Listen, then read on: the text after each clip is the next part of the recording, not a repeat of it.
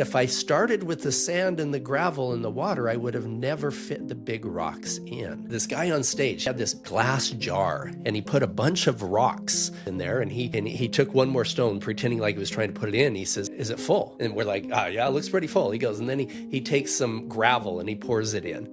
And it fills it up to the top. He goes, "Now is it full?" We're like, "Yeah, it's probably full now." And then he puts some sand in there, and then he puts some water in there. And at the very end, he says, "What did we learn?" And most of us thought, "Oh, we can always do more. We can always fit more." His answer changed my perspective. He goes, "No," he said, "what we learned is that if I started with the sand and the gravel and the water, I would have never fit the big rocks in." He said, "You have to identify in your life what those big rocks are, what is really important." Inside the book that I wrote in 2020 is that analogy of the big rocks. I had to make sure I was constantly prioritizing the right things, because I would way too often say yes to the little sand and the pebbles and wouldn't have enough when I walked in the door the way I wanted to show up to my wife, to my kids, to my friends, to anybody.